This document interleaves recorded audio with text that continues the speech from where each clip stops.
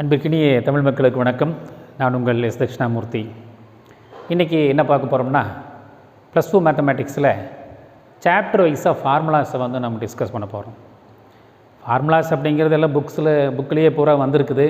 இப்போ நாம் தனியாக இந்த ஃபார்முலா அப்படிங்கிறதுக்கான வீடியோ எதுக்கு போடணும் அப்படின்னு நினச்சிங்கன்னா, ஃபார்முலாஸ் ஒரு கோரலேட் பண்ணி ஒரு குரூப்பிங் பண்ணி படித்தீங்கன்னா அது மெமரியில் இருக்கும். கிட்டத்தட்ட 47 கேள்வி நம்மளுடைய கொஸ்டின் பேப்பரில் இருக்குது. இதில் கீ ஆன்சர் எடுத்து பார்த்தீங்கன்னா ஒரு 15 மார்க்லேருந்து 20 மார்க் வரைக்கும் ஃபார்முலாவுக்கு மட்டுமே. ஃபார்முலா எழுதியிருந்து ப்ராப்ளம் தப்பாக இருந்தால் கூட ஃபார்முலாவுக்குன்னு தனியாக ஒரு மதிப்பெண் உண்டு. அந்த மாதிரி ஒரு 15 மார்க்கு மினிமம் கிடைக்கிறதுக்கு வாய்ப்பு இருக்குது. 1 மார்க் கொஸ்டின் பொறுத்த வரைக்கும் 20 கொஸ்டினில் ஒரு 4 கேள்வி அல்லது 5 கேள்வி டைரக்ட் ஃபார்முலாஸே கேட்குறதுக்கும் வாய்ப்பு இருக்குது. ஸோ அந்த வகையில் பார்த்திங்கன்னா ஃபார்முலாஸ் வெரி இம்பார்ட்டன்ட். மேத்தமேட்டிக்ஸ் பொறுத்த வரைக்கும் மனப்பாடம் பண்ணாமல் புரிஞ்சு படிக்கணும் அப்படின்னு சொல்லுவாங்க. ஆனால் ஃபார்முலாஸ் கண்டிப்பாக மெமரியில் இருக்கணும். ஒரு ப்ராப்ளத்தை பார்த்த உடனே இந்த ப்ராப்ளத்துக்கு என்ன ஃபார்முலா யூஸ் ஆகும் அப்படிங்கிறது நம்ம தெரிஞ்சதுன்னா உடனடியாக நம்ம அந்த ஃபார்முலா எழுதிடலாம். ஃபார்முலாவுக்குன்னு ஸ்டெப் மார்க் உண்டு. 5 மார்க் கேள்வி இருந்தால் 2 மார்க்கும் கூட சில ஃபார்முலாஸ்க்கு மார்க் உண்டு. 3 மார்க் 2 மார்க்கில் ஒவ்வொரு மதிப்பெண் உண்டு. ஸோ அந்த வகையில் ஃபார்முலாஸ் வெரி இம்பார்ட்டன்ட். நாம் இன்றைக்கி என்ன பார்க்க போகிறோம்னா, மேட்ரிசஸ் அண்ட் டிட்டர்மினன்ட்ஸுங்கிற சாப்டரில் ஃபார்முலாஸை ஒரு வகைப்படுத்தி பார்க்க போகிறோம். கிட்டத்தட்ட ஒரு சாப்டருக்கு 2 பேஜ் அளவுக்கு தான் ஃபார்முலா வரும். 12 சாப்டர் இருக்குது. ஒரு 20 பேஜ் 24 பேஜுக்குள்ளார தான் நம்மளுடைய ஃபார்முலாஸ் வரும். இந்த ஃபார்முலாஸ் எல்லாம் தனியாக ஒரு நோட்டு போட்டு எழுதி வச்சுக்கிட்டு முடிஞ்சால் ஸ்கெட்ச் பென்சில் எழுதி பெருசாக எழுதி வச்சுட்டிங்கன்னா அதை டெய்லி ஒரு டைம் பார்க்குற போது நம்மளுடைய ஃபார்முலாஸ் மெமரியில் இருக்கும். கணக்கு தெரியலன்னா கூட ஃபார்முலாஸ் நம்ம ஈஸியாக ஞாபகம் வச்சுக்கிட்டு ஸ்டெப் மார்க்கில் ஃபார்முலாஸாவது வாங்க முடியும். ஸோ அந்த வகையில் நாம் இன்றைக்கி பார்க்க போகிறது மேட்ரிசஸ் அண்ட் டிட்டர்மினன்ட்ஸில் இருக்கக்கூடிய ஃபார்முலாஸ். இது நத்திங் பட் மேக்ஸ்.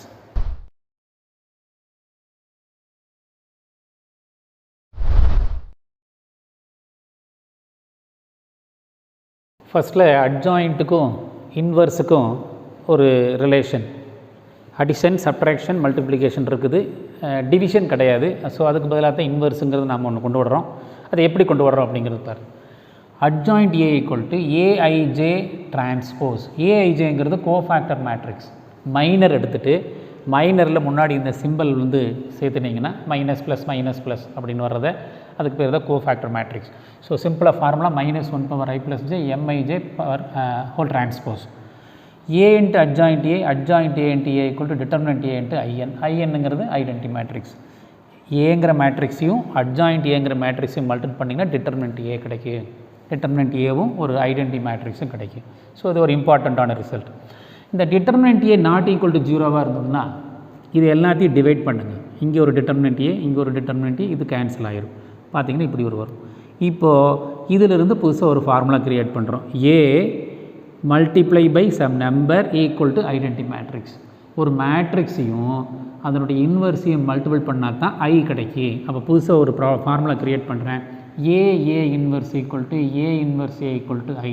அப்போ இங்கே இருக்கிறது A இன்வர்ஸ், அதாவது இது ஃபுல்லாக A இன்வர்ஸ். AB = I அப்படின்னா B is inverse of A அப்படிங்கிறது ஃபார்முலா. அப்போ இங்கே தான் இன்வர்ஸுங்கிறத கொண்டு வர்றோம். அப்போ இது ஒரு formula. A inverse = 1/determinant A adjoint A where determinant A is a non-singular matrix. அது ≠ 0 இருக்கணும். இருந்தால் தான் இங்கே டிவைட் பண்ண முடியும். அப்போ இதுக்கு தொடர்பு இருக்குது. adjoint A inverse = adjoint A whole inverse = 1/determinant A. இதெல்லாம் ஒரு ordinary formula. determinant adjoint A = determinant A power n-1. இது ஒரு important அட்ஜாயிண்ட்டில். adjoint of adjoint A determinant A power n-2 into A. adjoint of lambda A, லாம்டாங்கிறது scalar, lambda power n-1 adjoint A. அதுக்கே determinant எடுத்திங்கன்னா இந்த இதுக்கு determinant A power n-1 the whole square. So இதெல்லாம் நம்ம ஒரு அக்கேஷனில் யூஸ் பண்ணக்கூடிய formula. இது அதிகமாக நம்ம ஃபார்முலா ப்ராப்ளங்களில் ஃபார்முலா வர்றதில்லை. அப்போ இந்த மாதிரி ஃபார்முலாஸ் எல்லாம் நம்ம 1 மார்க்கில் கண்டிப்பாக எதிர்பார்க்கணும். Adjoint A the transpose, adjoint of A transpose. இது ரொம்ப very simple.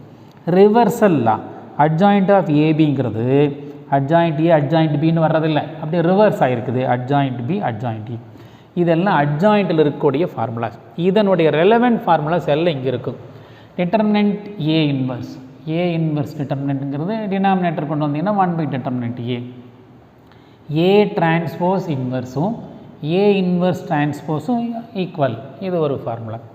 Lambda A power lambda A inverse அப்படிங்கிறது, லேம்டாங்கிறது பார்த்திங்கன்னா ஸ்கேலார். அப்போ அது 1 lambda into A inverse. AB inverse இது ரிவர்சல் ஆஃப் இன்வர்சஸ். இங்கே reversal of adjoint matrices. AB inverse equal to B inverse A inverse, அப்படியே ரிவர்ஸ் ஆகிருக்குது. Double inverse A inverse, அதுக்கு ஒரு இன்வர்ஸ் போட்டிங்கன்னா இன்வர்ஸ் கேன்சல் ஆகிடுது. இந்த லாஸ்ட் 2 ஃபார்முலா வந்துட்டு very important. Because adjoint A கொடுத்துருந்தாங்கன்னா இன்வர்ஸ் கண்டுபிடிக்கிறது எப்படி?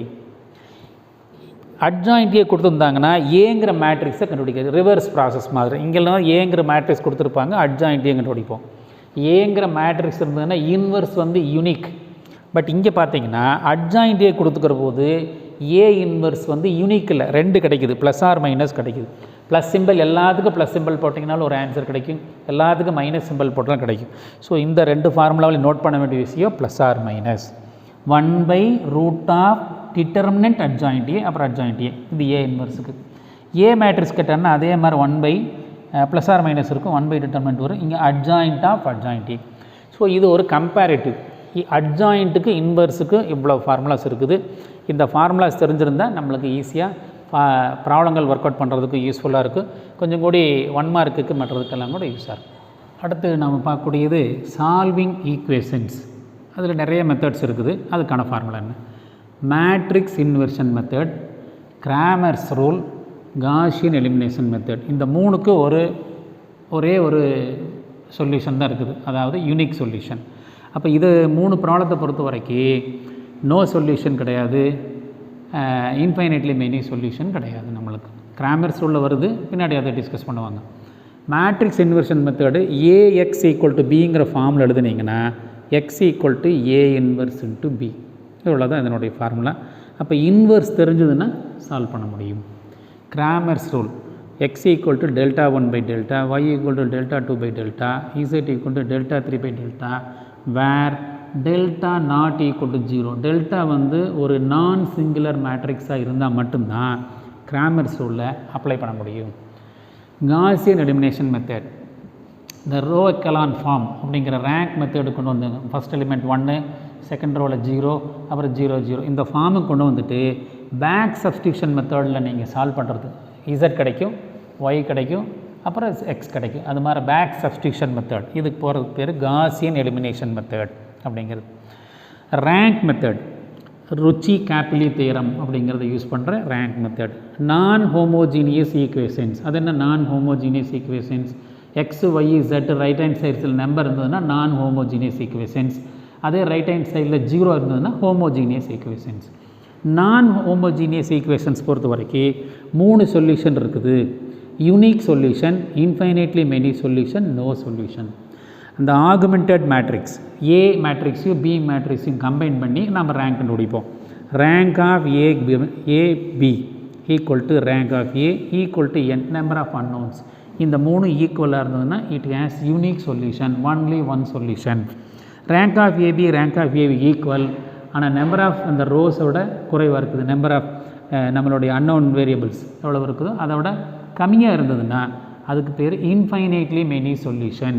அப்போ அசியூம் பண்ணிக்குவோம் let z equal to k1, y equal to k2 அப்படி. Rank of AB not equal to rank of A இருந்ததுன்னா நோ சொல்யூஷன். ஸோ இது வந்து ரேங்க் மெத்தட் அல்லது ருச்சி கேப்பிலி தியரத்தை யூஸ் பண்ணுறது.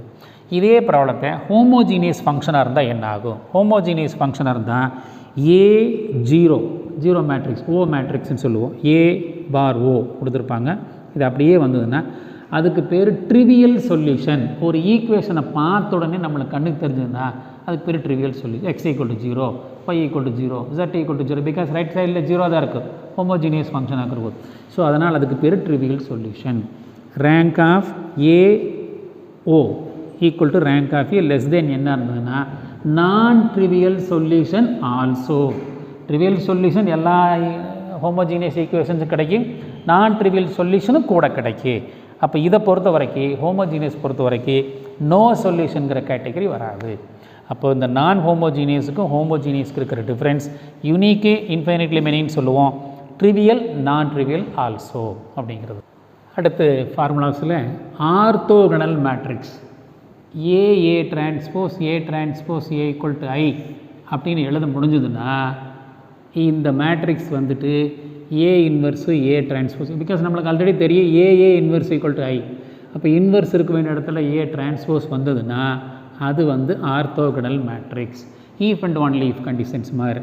It is enough if A transpose A inverse are equal, then the two matrices are called, then the matrix is called orthogonal matrix. rank தெரியும் நம்மளுக்கு row echelon form சொல்லுவோம். First element வந்துட்டு நான் zero element, அப்புறம் 0, அப்புறம் 0 0 இந்த மாதிரி போயிட்டுருக்கும். இது ரோ எக்கலான் ஃபார்ம். இதில் நம்பர் ஆஃப் நான் ஜீரோ ரோஸ் எவ்வளோ இருக்குது அதுதான் நம்மளுடைய ரேங்க். இது வந்து அந்த ரோ எக்கலான் ஃபார்ம் யூஸ் பண்ணுறது. நான் vanishing minor, the order of நான் வேனிசிங் மைனர் அப்படிங்கிறது ரேங்க். ஒரு மேட்ரிக்ஸ் எடுக்கிறேன் 3/3, அதனுடைய டிட்டர்மெண்ட் வேல்யூ கண்டுபிடிக்கிறேன். அது வந்து 0 வந்துருச்சுன்னா அதனுடைய மைனருக்கு போகணும். எந்த மைனரில் நான் வேனிசிங் நாட் ஈக்குவல் டு 0 வருதோ அதுதான் நம்மளுடைய ஆர்டர். அந்த ஆர்டர் தான் நம்மளுடைய ரேங்க் ஆஃப் தி மேட்ரிக்ஸ். இது ரேங்க் ஆஃப் தி மேட்ரிக்ஸ். அப்போது 0 மேட்ரிக்ஸுங்கிற ஒரு மேட்ரிக்ஸ்க்கு மட்டும் ஆர்டர் வந்து 0வாக இருக்கும், ரேங்க் வந்துட்டு 0வாக இருக்கும். ரேங்க் ஆஃப் ஏ வந்துட்டு less than or equal to minimum of M and N. MN அப்படிங்கிறது பார்த்திங்கன்னா ஆர்டர் ஆஃப் தி மேட்ரிக்ஸ். இதில் எது மினிமமோ அதை விட less than or equal to தான் ரேங்க் வரும். ஸோ ரேங்க்கில் வந்து இது ஒரு இம்பார்ட்டண்ட்டான விஷயம், rank of the matrix. Gauss Jordan மெத்தடில் ஏ இன்வர்ஸ் கண்டுபிடி அப்படிங்கிறது ஒரு கொஸ்டின். ஏஐ அப்படிங்கிற ஆகுமெண்டட் மேட்ரிக்ஸ் கொடுத்துருக்கிற மேட்ரிக்ஸை ஐங்கிற ஐடென்டி மேட்ரிக்ஸோட போட்டு பேசிக் டிரான்ஸ்ஃபர்மேஷன்ஸ் யூஸ் பண்ணி ரேங்க் கண்டுபிடிக்கிற மெத்தடில் கொண்டு வந்தீங்கன்னா இந்த மாதிரி ஐ இன்ட்டு ஏ இன்வர்ஸ்னு ஒரு மேட்ரிக்ஸாக மாறும். அல்லது இந்த மேட்ரிக்ஸை ஐ வர்ற மாதிரி கன்வெர்ட் பண்ணோம்னா இந்த ரிமைனிங் இருக்கிற மேட்ரிக்ஸ் வந்து ஏ இன்வர்ஸ். அப்போது find A inverse using cos Jordan method அப்படிங்கிறது பார்த்தீங்கன்னா இந்த டைப்பில் கொண்டு வந்தீங்கன்னா cos Jordan method. So matrix determinants பொறுத்த வரைக்கும் கொஞ்சம் அனலைசிஸ் பண்ணி படிச்சிங்கன்னா கிட்டத்தட்ட ஒரு 25 ஃபார்முலாக்கு பக்கம் வருது. அட்ஜாயிண்ட், இன்வர்ஸ், சொல்யூஷன்ஸ் இது தனி, அப்புறம் இந்த ரிமைனிங் இந்த ரேங்க் ஆஃப் மேட்ரிக்ஸ் கண்டுபிடிக்கிறது எப்படி அப்படிங்கிறது. ஸோ இது வந்து மேட்ரிக்ஸ் டிட்டர்மினன்ட்ஸ் இருக்கக்கூடிய ஃபார்முலாஸை கொஞ்சம் ஒரு கிளாஸிஃபை பண்ணி கொடுத்துருக்குறேன். ஸோ இதை வந்து ஒரு நோட்டில் நீங்கள் காப்பி பண்ணி வச்சுட்டிங்கன்னா ஒரு 2 பேஜுக்கு அப்படி தான் வரும். இந்த 2 பேஜில் இருக்கிறது மட்டும் டெய்லி ஒரு கிளான்ஸ் பார்த்தீங்கன்னா நம்மளுக்கு நல்லா ஃபெமிலியர் ஆகிரும். இதன் மூலியமாக நம்மளுக்கு ஃபார்முலாஸ் எழுதி வரக்கூடிய ஸ்டெப் மார்க்கை ஈஸியாக வாங்கலாம். இனி அடுத்து வரக்கூடிய வீடியோவில் பார்த்திங்கன்னா காம்ப்ளெக்ஸ் நம்பர் நம்ம டிஸ்கஸ் பண்ணுவோம். தொடர்ந்து வீடியோ வாட்ச் பண்ணுங்கள். இது வரைக்கும் ஷேர் பண்ணாதவங்க ஷேர் பண்ணுங்கள், சப்ஸ்கிரைப் பண்ணாதவங்களும் சப்ஸ்கிரைப் பண்ணுங்கள், உங்களுடைய ஃப்ரெண்ட்ஸு மற்றவங்களுக்கெல்லாம் அனுப்புங்க. இந்த ஃபார்முலாஸ் வந்துட்டு கிளாஸிஃபை பண்ணி படிக்கிற போது நம்ம மைண்டில் ஸ்டோர் ஆகிக்கும். அது நம்மளுக்கு எக்ஸாமுக்கு ரொம்ப யூஸ்ஃபுல்லாக இருக்கும். ஸோ நெக்ஸ்ட் வீடியோவில் நம்ம சந்திப்போம். வணக்கம்.